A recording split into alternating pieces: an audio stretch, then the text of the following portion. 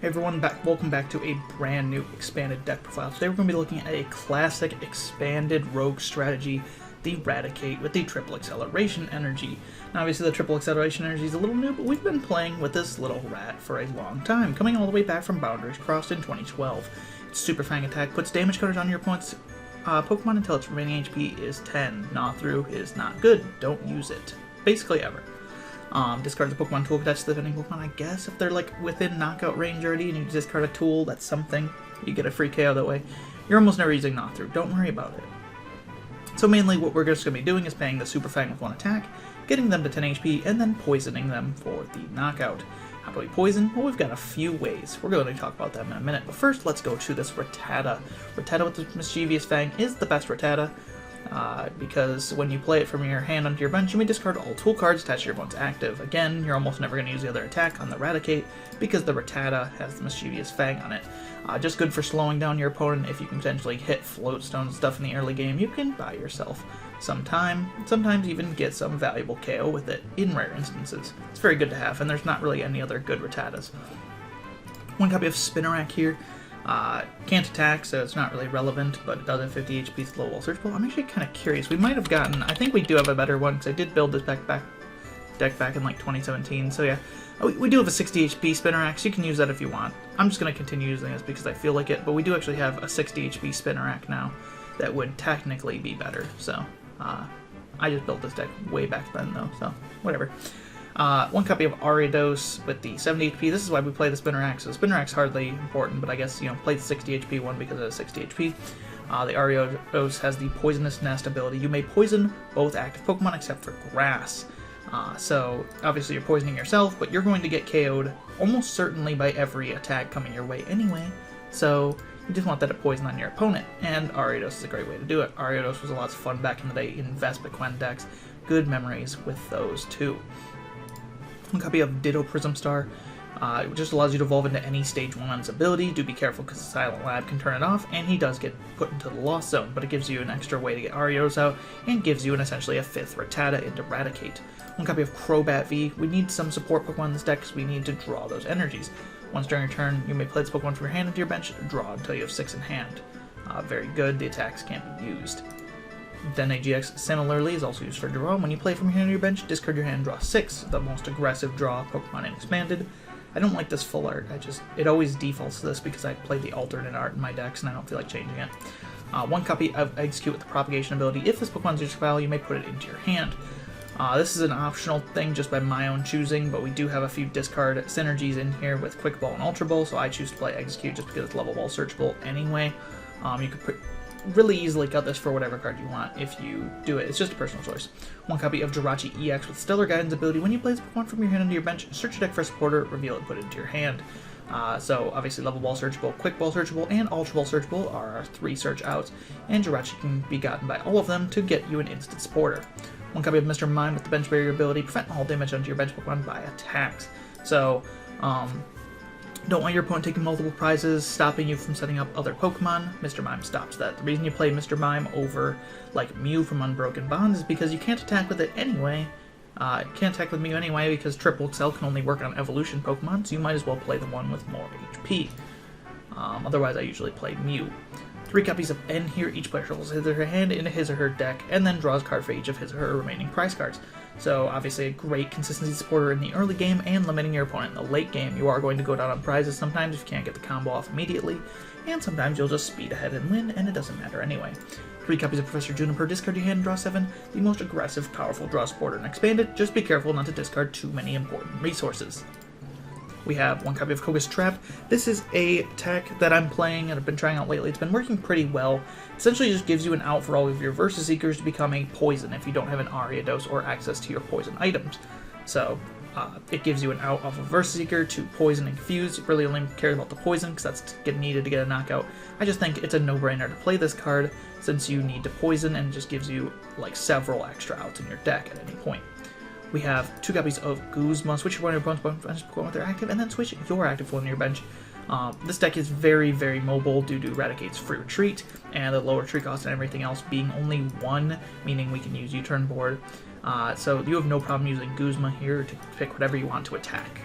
1 copy of Marnie here. Each player shuffles his hand, puts it on the bottom of the deck, and then you draw 5, your opponent draws 4. Just a great early game. This should probably go up here with all the consistency supporters, but whatever.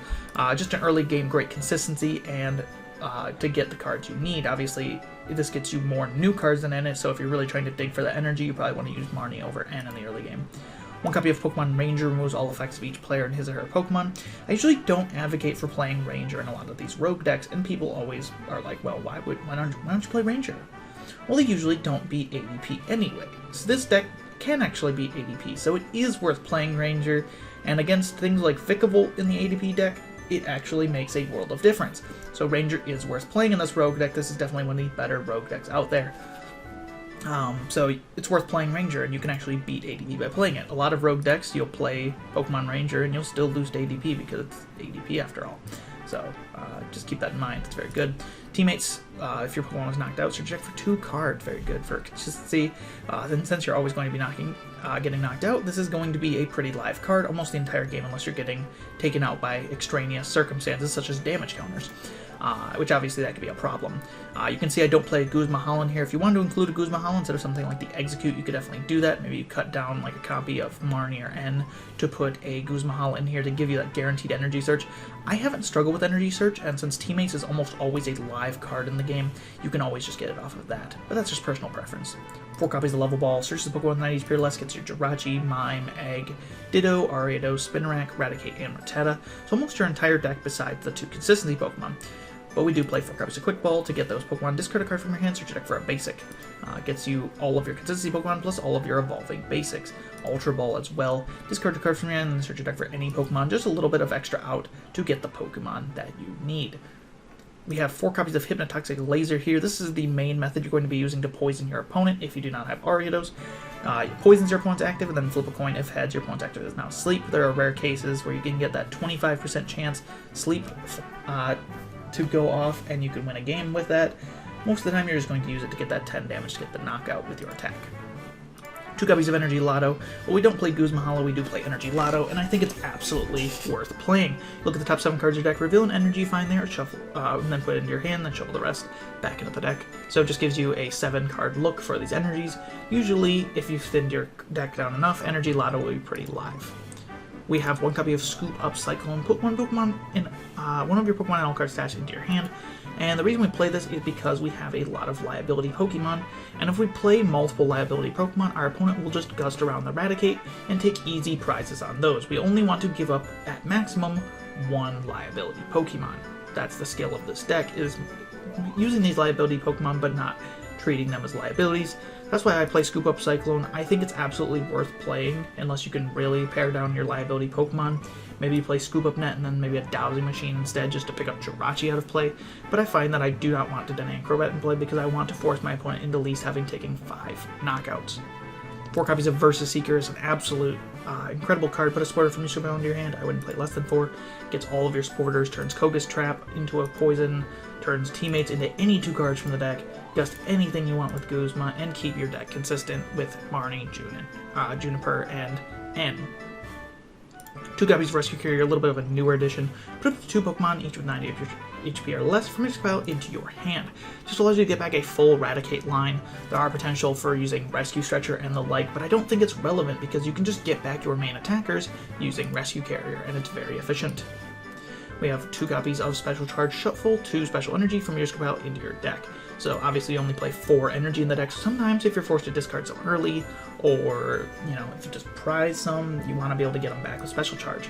You're going to need to roughly go through about 3 or 4 in a match, so it's good to have its guarantee of Special Charge. You can potentially play 1 copy, I think 2 is pretty good. 2 copies of U-Turn Board. Retreat cost of the Pokemon this card is attached to is 1 less. That gives everything in this deck for retreat, because everything has 1 or less retreat. But the thing that makes this different from Floatstone is that if it's discarded from play, put it into your hand instead of the discard pile, so your opponent can't use things like Field Blower to get rid of it. They can use Faba, but they're probably not going to.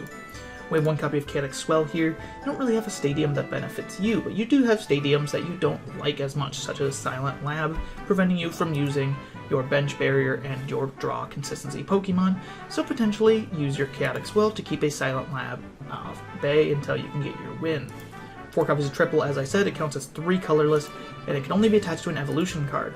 after you use your turn, it just discards from play, which is actually very nice because your opponent cannot Faba this. They have to manually get rid of it from the discard pile with something like a Girafarig, which is a lot more effort. So your opponent can't Faba this energy because it just discards Sylph, just allows you to get an easy Super Fang KO, and you are on your way. Some potential you could add to this deck is, like I said, the Guzma Hala. I've seen variants out there playing Wally before just to go for the turn 1 KO, but I just find that so hard to do if you're using your supporter for Wally and then to find an energy and a poison out with not having Ariados yet. Just a little bit too impossible. But anyway, I hope you enjoyed this classic expanded deck. One of my favorite kind of just pastimes is just playing little fun older rogue decks. This one's still always good. As long as there's 2 and 3 prize Pokemon relevant to the expanded meta, it will have a place, and it's just a lot of fun to just one-hit KO anything with our little rat friend. So thank you all so much for watching. If you like expanded deck profiles, I do lots of those. Check those out. I also do tabletop retro content, so check that out if that is more up your alley. Thank you all so much for watching.